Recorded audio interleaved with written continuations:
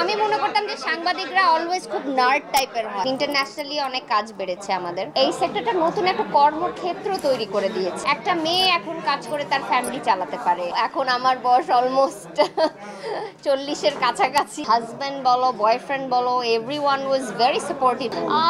আসলে আমরা ডিজে হিসেবে আমাদের বিভিন্ন ধরনের অনুষ্ঠান করতে হয়, বার্থডে থেকে শুরু করে কর্পোরেট ইভেন্ট থেকে শুরু করে বিভিন্ন ধরনের ইভেন্টস করি। তো আজকে সত্যি কথা বলতে খুবই নতুন একটা এক্সপিরিয়েন্স হলো, বিকজ আজকে আমাদের যত বাংলাদেশের যত স্বনামধন্য রিপোর্টার্স যারা সাংবাদিক ভাই বোনেরা আছে তাদের সাথে আমরা আজকে নাচানাচি করেছি, গান করেছি। তো সবাই সবচেয়ে মজার বিষয় হলো যে যারা সাংবাদিক তারা কিন্তু খুব গম্ভীর থাকে, তারা সারাক্ষণ লেখাপড়া করে, যে কোনো একটা প্রজেক্ট নিয়ে গুগল সার্চ করতেছে তারা। কিন্তু আমি মনে করতাম যে সাংবাদিকরা অলওয়েজ খুব নার্ড টাইপের হয়, যে সারাক্ষণ বই পুস্তক নিয়ে বসে থাকে।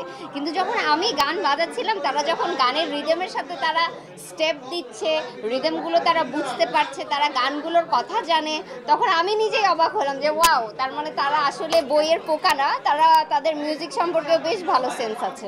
সত্যি কথা বলতে বাধার সম্মুখীন হই না আমরা, কারণ আসলে আমরা সব কিছুই রেসপেক্ট দিই। আমাদের দেশকে যেরকম আমরা রেসপেক্ট দিই, আমাদের দেশের যারা ধর্মাবলম্বী মানুষ আছে তাদেরকেও রেসপেক্ট দিই। তো একটা দেশে তো বিভিন্ন জাতি গোত্র একসাথে বসবাস করে, তো সবাই সবার মন রক্ষা করেই চলতে হয়। তো আমাদের দেশে বিভিন্ন গোত্র, বিভিন্ন ধর্মের মানুষ আছে, সবাই আমরা মিলেমিশে থাকি, সবাইকে সবাই রেসপেক্ট করি। এভাবেই সুন্দরভাবে যতটুকু শান্তিপূর্ণ পরিস্থিতি বজায় রাখা যায়, এখন সেটাই মেইন লক্ষ্য। এখন সত্যি কথা বলতে কাজ আগের থেকে কমে গেছে। এখন আমরা ভেবেছিলাম কাজ বাড়বে, কিন্তু আসলে কাজগুলো কমে গেছে। তো আশা করি আমাদের দেশের অবস্থা আরও ভালো হলে আমরা সামনে ইনশাল্লাহ আরও ভালো ভালো কাজ করতে পারবো। বাট ইন্টারন্যাশনালি অনেক কাজ বেড়েছে আমাদের। যেমন আমি তো লাস্ট 2-3 মাসে 2-3টা দেশে ইন্টারন্যাশনাল শোজ করলাম, সামনে আরও কয়েকটা দেশে কথা চলছে। সো এই আর কি, যখন শুরু করেছিলাম তখন ভাবি নাই কখনো যে এত বছর আসতে পারবো। হয়তো ভাবছি যে 4-5 বছর কাজ করব এই সেই। এখন 4-5 বছর পার হওয়ার পরে 10 বছর হলো, 10 বছরের পর 15 বছর হলো, করতে দেখা গেল এখন 20 বছর পার হয়ে গেছে। তো এখন মনে করি যে না, এখন আসলে এই সেক্টরের অনেক প্রসপ্যারিটি আছে, যেহেতু সবাই এই সেক্টরে নতুন করে এই সেক্টরটা নতুন একটা কর্মক্ষেত্র তৈরি করে দিয়েছে। এই সেক্টরে কাজ করে মানুষ তাদের ফ্যামিলিকে এখন চালাতে পারে। একটা মেয়ে এখন কাজ করে তার ফ্যামিলি চালাতে পারে এই ডিজে সেক্টরে এসে।